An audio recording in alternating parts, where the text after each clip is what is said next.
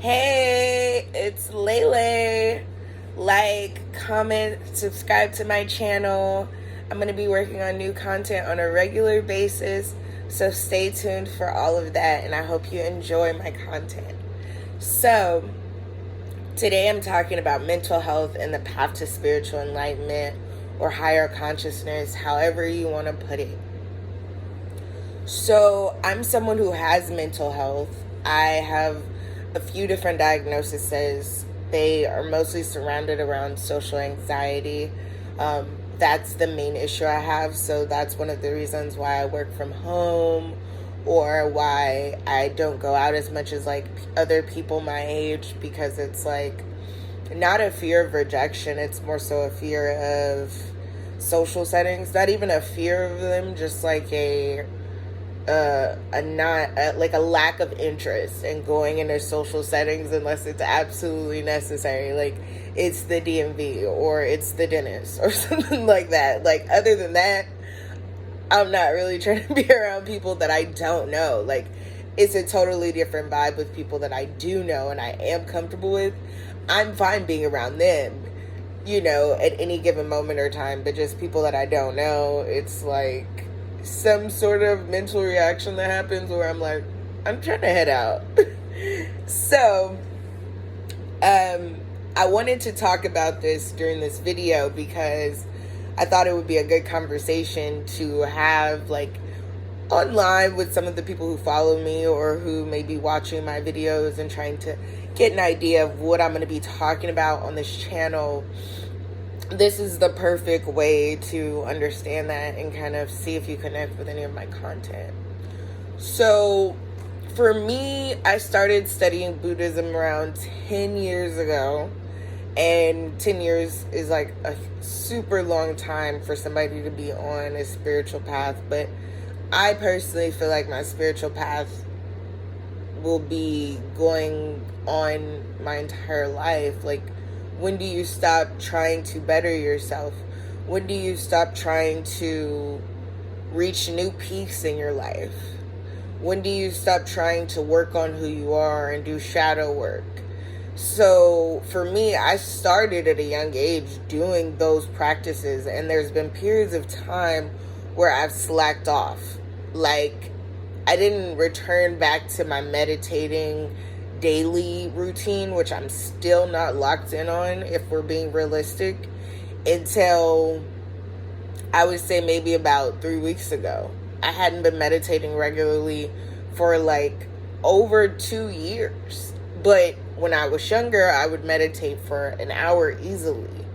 But as an adult, I felt like every time I try to meditate, I'm thinking about adult responsibilities or things that I need to do or people that I need to hit up or things I need to set up, writing my music, just different things like that. So I'm not like taking the time out to make that a part of my self-care. But the same way that somebody brushes their teeth in the morning and the same way that somebody brushes their hair or washes their hair or changes their clothes, obviously, that's the same sort of discipline that somebody should have with meditation when you really want to see results.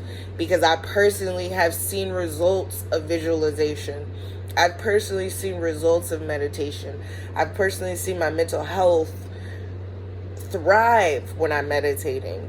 Like my grades for college, things like that, I've seen them be better because there's a part of my mind that is able to focus more so and clear out the sound of just life.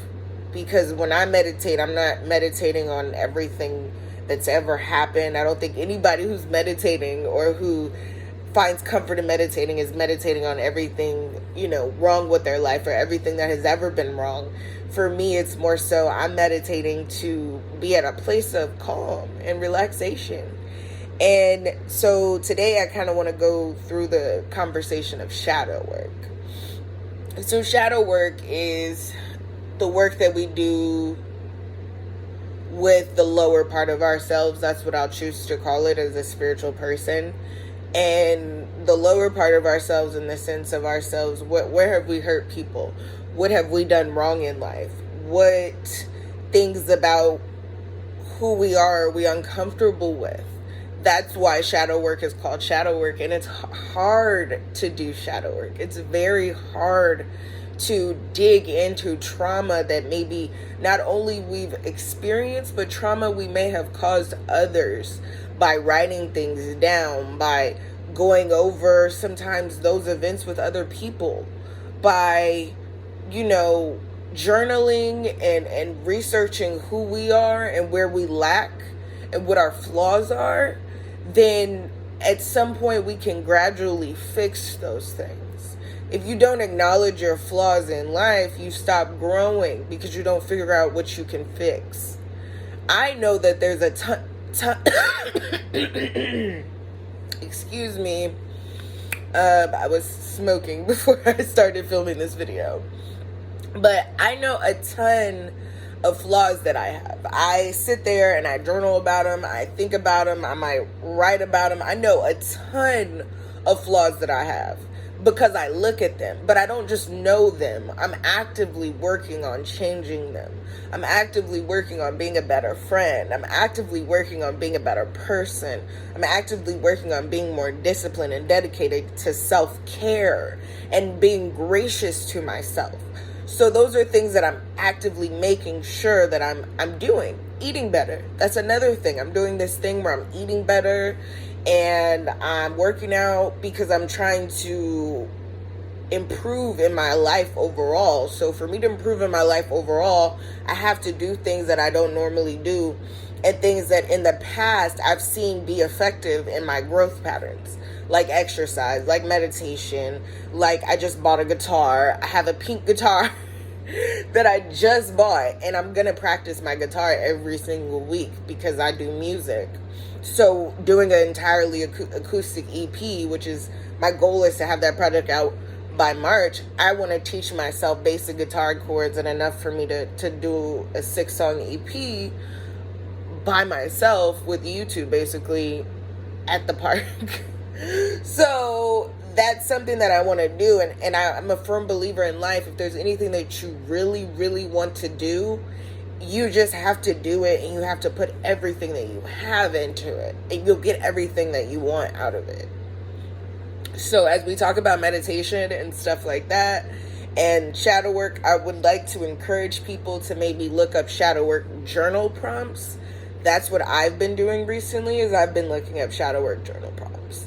So though they're hard questions to answer, and they range from anything not so pleasant in our lives that we can think of, but once you start writing them down and you focus on just the not so good places and the not so good thoughts and the not so good actions that you've participated in or been at, then things will change for you, because you're working through something that you have to grow, and growth is always uncomfortable. So anyway, thank y'all for tuning in. I hope that y'all like this video. I will be making more videos on enlightenment, on mental health, on wellness, you name it. And if you subscribe to my channel, you will be the first person to access it. The only thing I'm putting on Instagram is mini reels. So thank y'all. Bye.